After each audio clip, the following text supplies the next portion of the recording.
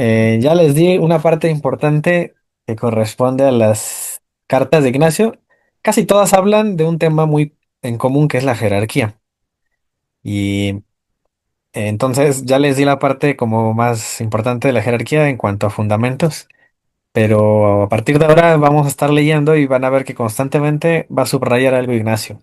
La lealtad al obispo. Así que cuando leamos eso, pues los voy a remitir a la sesión anterior en donde ya hablamos de lo que son los obispos, los presbíteros, los diáconos.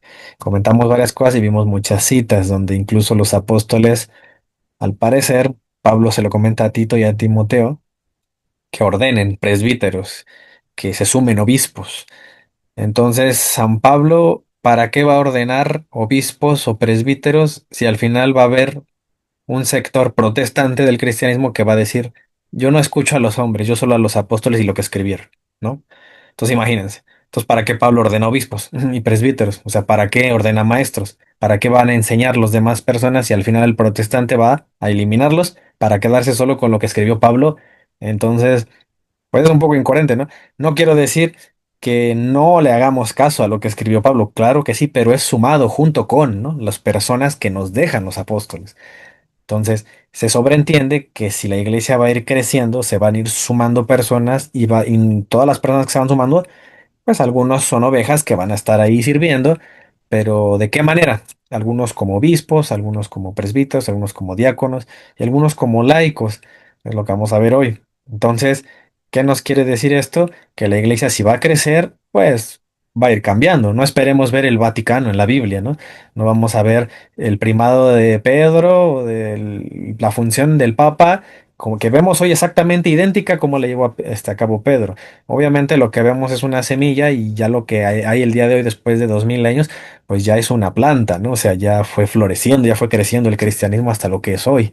Es de esperarse que por el tamaño de la iglesia ahora que están, pues casi todo el mundo, el cristianismo, entonces pues debido a eso va a haber consecuencias, ¿no? De que ahora pues ya no son 12, ¿no? Y ahora ya son muchos más eh, sucesores de los apóstoles, diferentes en cada nación, ¿no? Para poder abarcar pues todas las necesidades de la iglesia. Entonces, Ignacio obviamente nos va a dar luces de acuerdo a lo que sería la semilla o lo que hemos estado viendo y vamos a ver si eso ha florecido hasta hoy, ¿no? Ha dado pues ese fruto, lo que correspondería al día de hoy, ¿no? Lo digo porque esos frutos los vamos a encontrar en la Iglesia Católica, no así en el protestantismo y lo van a ver. Pues bueno, el simple hecho de que pues, el argumento que ustedes ya conocen, el argumento histórico, ¿no? Aunque haya el día de hoy una secta protestante que diga que tiene sacerdotes, que tiene ancianos, que tiene obispos, bueno, aquí el punto es que estos obispos o esta jerarquía comenzó desde Pablo, que desde que ordenó junto con Timoteo y todos ellos, ¿no? Entonces aquí el punto es encontrar esa conexión con ellos. Si no la hay, sencillamente, no es una iglesia de Cristo, solo es una congregación ahí de personas que se autoperciben cristianos, que se autoperciben obispos, que pues no tienen sucesión, ¿no? No tienen historia, nada más toman la Biblia como un instructivo de fundar iglesias, como un instructivo de hacer cristianismo, cuando la Biblia no es eso, ¿no? La Biblia solo da testimonio de una parte de la que hacía la iglesia primitiva, pero no lo es todo. Entonces, yo sé que se van a escandalizar porque van a decir, ay, ¿cómo Diego dice que la palabra de Dios no es suficiente? No, o sea, acuérdense que palabra de Dios la entendemos diferente los protestantes y los católicos, ¿no? Entonces, lo que es palabra de Dios para un protestante, para nosotros sí es palabra de Dios también, pero es una parte. La demás palabra de Dios está en el corazón de la iglesia, lo que vienen trayendo esos hombres. ¿Por qué? Porque Pablo me lo dice, ordena presbíteros, le dice a Tito, en el primer capítulo, verso 5. Entonces, ya hay hombres vivos que van transmitiendo el mensaje y enseñanzas. No necesariamente todo va a estar escrito, eso lo hemos dicho y hasta con la misma Biblia te lo dice, te manda a seguir una tradición. Entonces, es importante por eso la historia, tiene que haber historia para, para esa iglesia que se pretenda autonombrar o nombrarse Iglesia de Cristo. Entonces ya pasamos los dos primeros capítulos de la carta a los Efesios. Va a haber enseñanzas en ese sentido redundantes hablando del obispo y pues, de que hay que ser leales. Entonces, esa es la insistencia que siempre ha hecho la Iglesia Católica. De que debe haber no solamente un respeto a la escritura, el dejarnos guiar por lo que está escrito, sino que también al mismo tiempo, casi con esa misma autoridad, también tiene la importancia la iglesia. ¿Qué es la iglesia? Bueno, el conjunto de personas que estamos ahí bautizados, especialmente los que tengan autoridad dentro de la misma. Entonces eso significa que yo debo dejarme instruir, ¿no? Debo dejarme instruir por esas personas que dejan los apóstoles. Entonces la autoridad no se quedó solo hasta los 12, ¿verdad? Es lo que dijimos la vez pasada. La pasaron esa autoridad porque ellos se iban a morir un día. Nos dejaron algo escrito, que bueno. Bueno, esa autoridad la pasaron a los siguientes. Y debe continuar esa autoridad, ¿vale? Entonces aquí nos dice Ignacio de Antioquía, dice, no vengo a daros mandatos como si yo fuera alguien, porque sí es cierto que estoy encadenado por el nombre. Aquí nada más subrayo cuando dicen el nombre, casi siempre era una alusión a Jesús, ¿no? Entonces dice, mas no he llegado todavía a la perfección. Entonces, miren, hay frases que yo pongo en rojo para resaltar eh, cosas, ¿no? Que nos va a dar recuerdos de cosas que están en el Evangelio. Y que estas frases que dice Ignacio no son por su propia cuenta, muchas de ellas las aprendió de los apóstoles. Entonces fíjense que desde ahí, por eso es importante prestar atención a los detalles. ¿Qué le hace pensar a Ignacio que no ha llegado a la perfección? Y yo los pongo a meditar. Sí, trasládense de ese cristianismo en donde un obispo tan importante como Ignacio, que según Eusebio de Cesarea leímos, ¿no? La otra vez en la historia eclesiástica, que él daba testimonio, decía que Ignacio era el hombre más influyente, más importante, el más célebre de su tiempo. Dice así Eusebio, hasta el día de hoy, es decir, más o menos hasta el siglo cuarto, todavía un hombre muy influyente por sus enseñanzas, un muy buen representante del cristianismo y de una ciudad de las primeras que recibió el cristianismo. Entonces, y Antioquía. Entonces, sí es tan importante y fue un hombre que trabajó evidentemente mucho, conocía todas esas iglesias, les escribía y todos guardaban sus cartas, según Policarpo dice que guardaban sus cartas y eran de gran edificación, dice así Policarpo, porque esa persona que es tan importante dice que no ha llegado a ser perfecta. Entonces, si él no ha sido perfecto con todo su trabajo, ¿qué nos espera a nosotros? Que no hemos servido tanto como él. Pero ¿por qué dirá eso? Que no ha llegado todavía a la perfección. Dice en Jesucristo. Es decir, que para Ignacio es un camino. Entonces, miren, esto se los digo por dos cosas que van, bueno, por unas cosas que van a surgir aquí. Pónganse a pensar, los que hemos estado en iglesias protestantes o hemos visitado y así, ¿cuántas veces no han escuchado que dicen, ya levantó la mano, ya oró, ya es salvo, ya, ya alcanzó la perfección? O sea, al día de hoy en el cristianismo modernizado protestante hay una obsesión, lo veo así como por querer tener segura la salvación, ¿no? Y decir, ya oró, ya aceptó a Jesús en su corazón, ya es salvo. Y casi, casi diciendo ya es perfecto, ¿no? Entonces, eh, vean cómo no, el cristianismo de Ignacio no es así. No es de que yo ya estoy salvo, miren, yo ya estoy seguro, me voy a ir directo para el cielo. Llévenme a los leones, de todas maneras yo ya tengo la victoria asegurada. Y van a ver que jamás Ignacio dice eso. Él nunca tiene seguridad de su salvación. Por eso él insiste en que oren por él. ¿Eso qué significa? Pues que Ignacio se parece a los católicos, que los católicos creemos que es un proceso, la salvación, y no va a terminar. ¿Hasta cuándo? Hasta el hecho de tu muerte, hasta el instante en donde te estés muriendo, hasta ahí puede concluir. Si te vas, puedes irte para el infierno o para el cielo, ¿no? O es decir, salvación o condenación. Entonces, por eso también Ignacio tiene esa humildad que no tienen los protestantes, bueno, algunos de ellos. Digo, salvo que los que sí creen que la salvación es un proceso, no es algo que, es decir, los que creemos que la salvación se puede perder, ¿no? Entonces dice, por eso Ignacio, que no ha llegado todavía a la perfección en Cristo. Él que quiere vivir el martirio y él cree que así es como llega a la perfección. Es decir, en otras palabras, Ignacio quiere imitarlo y quiere morir igual que él por evangelizar. Dice, ahora en efecto estoy empezando a ser discípulo suyo, eso ya lo habíamos leído, ¿no?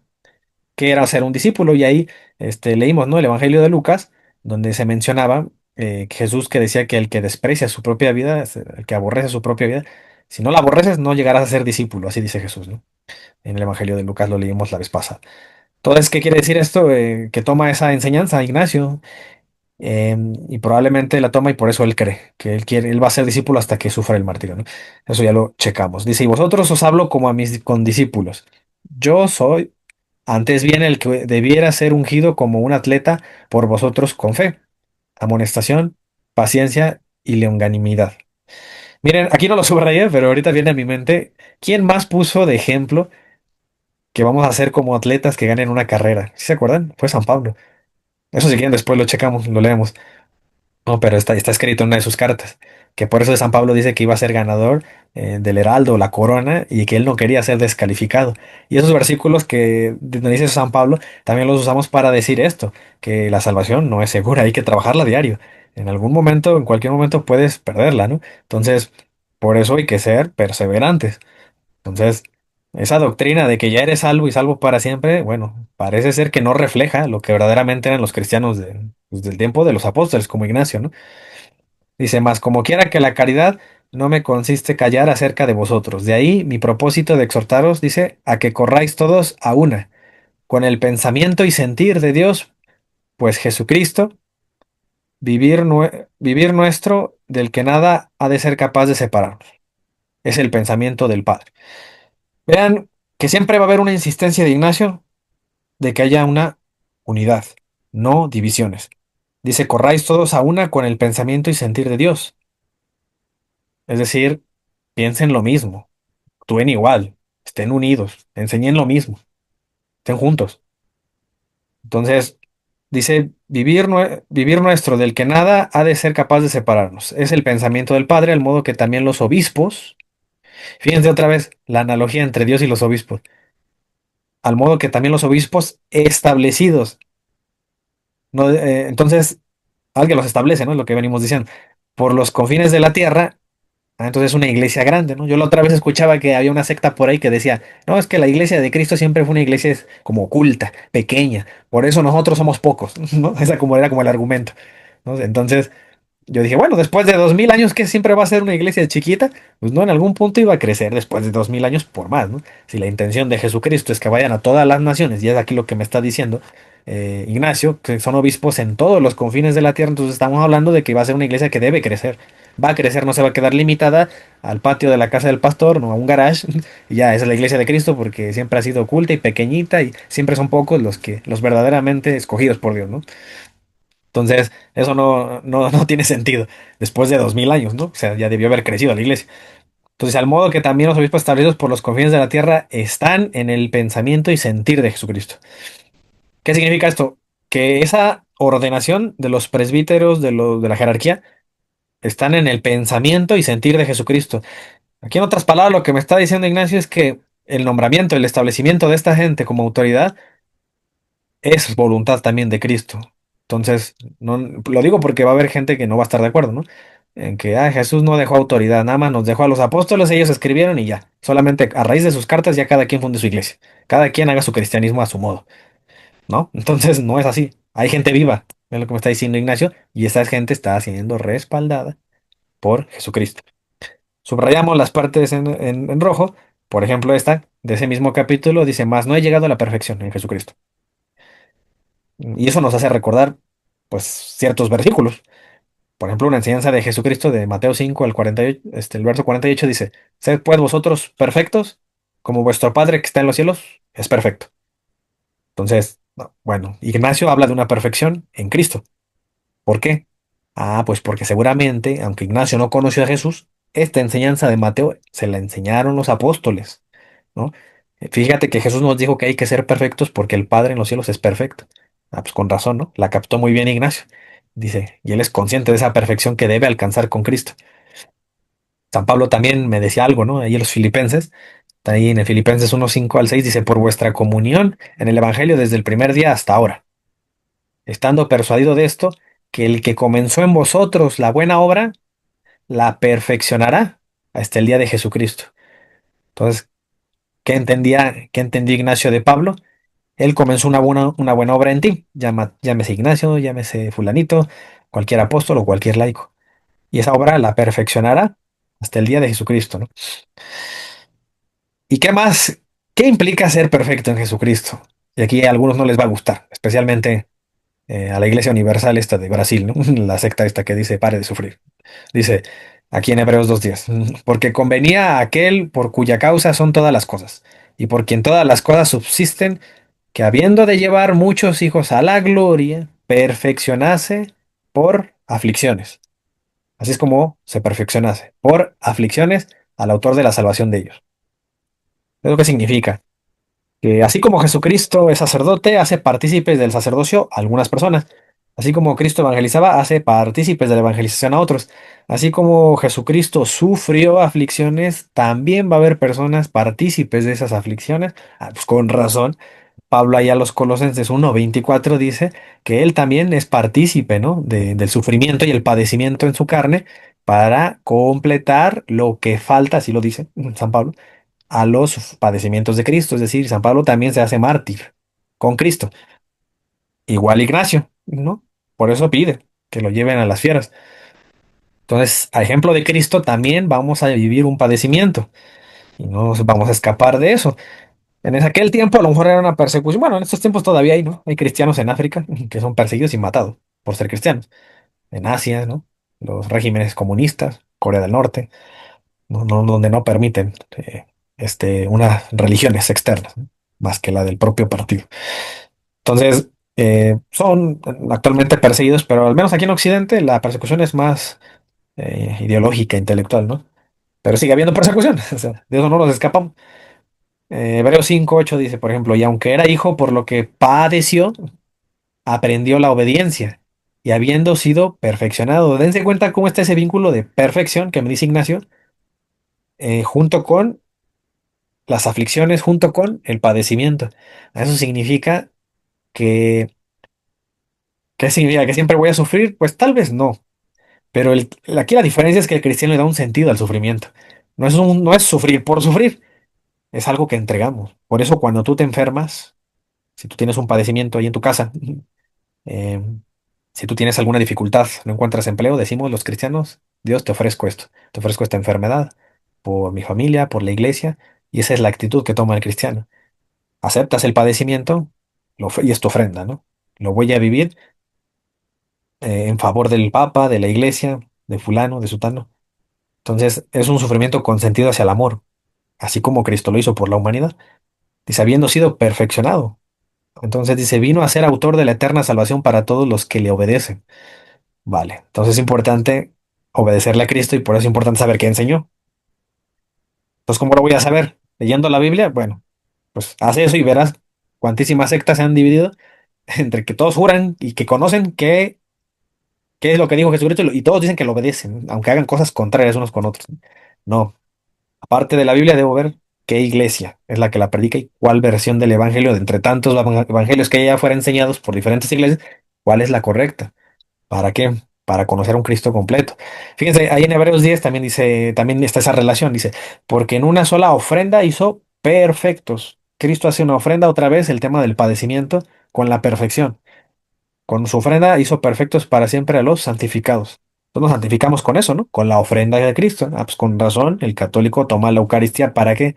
Porque ahí está el padecimiento de Cristo. Ahí se quedó Cristo en el pan y el vino y nos hizo, ¿qué dice? Perfectos. Entonces es parte de esa perfección de la que habla Ignacio. La otra frase que subrayé de este capítulo 3 de esa carta de Efesios, dice ahí, mi propósito de exhortarlos a que corráis todos a una con el pensamiento y sentir de Dios. Y viene a mi mente algunas enseñanzas de Pablo que tienen mucha relación con esto que dice Ignacio. Vamos a compararlo. Por ejemplo, ahí en 1 Corintios 1:10 eh, hace algo, ¿no? También una exhortación, Pablo, muy semejante a que seamos uno, permanezcamos unidos, seamos una misma cosa. Dice, os ruego, pues, hermanos, por el nombre de nuestro Señor Jesucristo, que habléis todos una misma cosa. Y ahí subrayé cuántas veces se refiere a una. Y que no haya entre vosotros divisiones, sino que estéis perfectamente unidos, en una misma mente. No diferentes mentes diciendo cada uno una cosa. Unos dicen que Dios es trino, unos dicen que Dios es solo una persona, unos dicen que el bautismo de bebés no vale, otros dicen que el bautismo de bebés es un pecado y otros dicen que el bautismo de bebés salva, ¿no? Dicen los católicos. Entonces, no hay una misma mente ahí, no hay una misma cosa, no hay una unidad ahí. Y si hay un mismo parecer, ahí tampoco hay un mismo parecer. Algunos van a decir que la salvación tú ya la tienes asegurada porque ya oraste ese día, que levantaste la mano y ya, ya eres siempre salvo. Otros dicen, no, la salvación eh, no es segura, puedes perderla en el transcurso, así que pues cuídate, sé perseverante. Algunos otros dirán otras cosas, algunos dicen, no, es que el diezmo lo tienes que dar obligatoriamente. Y algunos otros dicen, no, es que el diezmo no es obligatorio. Y dense cuenta cuantísimas diferencias hay en doctrina y no se parece eso a lo que nos está diciendo Pablo. ¿Desde cuándo comenzaron esas variaciones? Ah, bueno, desde que la iglesia se comienza a fragmentar. Entonces, entonces tengo que ir a buscar esa iglesia, ¿no? Antigua, debe ser antigua, pues al menos 2000 años. Hace 2000 años se dijo esto, ¿no? Casi 2000 años, pues, que dijo Pablo esto. Entonces, de ahí estaba esa exhortación de que seamos uno. También le dijo a los filipenses, ahí en capítulo 2 verso 2 dice, completad mi gozo, sintiendo lo mismo, teniendo el mismo amor, unánimes, siendo una misma cosa, dice Pablo. Entonces, igual que Ignacio, y no es la primera vez que lo vamos a ver, repetidamente lo va a decir que estemos unidos, que no nos dividamos. Esas mismas enseñanzas y exhortaciones que hace Ignacio las aprendió porque Pablo las hacía, porque también las hacía Pedro, Juan, y entonces había una insistencia en ser uno. ¿Y qué hace el protestantismo? Dividir, ya no seamos uno. Es que mi mamá es católica, no, no, no. Si no, dicen los testigos de Jehová, si ya se salió de aquí de la congregación, ya no le hables aunque sea tu hijo. Y dividen familias, ¿no? Entonces, dividen, ¿no? Que la abuelita sí es bien católica, no, no, pues está mal, es idólatra, ¿no? Pues ahí vela con sus imágenes, con sus rosarios, eso no está en la Biblia. Entonces comienza la división y bueno, claro, ellos van a creer que están en la verdad, ¿no? Ellos creen que hacen lo bien, lo correcto. Pero bueno, pues por eso hay que... Y es que eso es lo irónico, ¿no? Porque ellos siempre son los que nos mandan a estudiar, ¿no? Por eso hay un dicho que dice, alguna vez escuché un dicho que dijo una persona, ¿no? Dice, eh, yo cuando leí la Biblia, no, ¿cómo decía? Eh, Me hice protestante cuando comencé a leer la Biblia, ¿no? Pero cuando terminé de leerla me hice católico, algo así dijo, ¿no? O sea, como dando a entender, yo cuando comencé a estudiar o a meterme a la fe en la Biblia y la escritura, me jaló el protestantismo, pero cuando comprendí el cristianismo, lo terminé de, estudié más, volví a la iglesia católica, ¿no? O sea, y es lo que nos pasa a varios. Entonces, pues la invitación que nos hacen los protestantes, yo se las devuelvo, estudien más. ¿No? Pues sí, también métanse más a fondo a los padres de la iglesia, por ejemplo, que la mayoría de protestantes ni los conocen. Entonces van a darse cuenta que las doctrinas eran católicas, ¿no? Entonces dice acá, fíjense, también le decía a los filipenses en el capítulo 3, pero en aquello a que hemos llegado, sigamos una misma regla, sintamos una misma cosa. Todas las exhortaciones son semejantes, ¿no? Entre apóstoles, por ejemplo, Pedro también dice eso, en su primera carta, en el capítulo 3 verso 8 dice, finalmente, sed todos de un mismo sentir, compasivos, amados, amándoos fraternalmente, misericordiosos y amigables.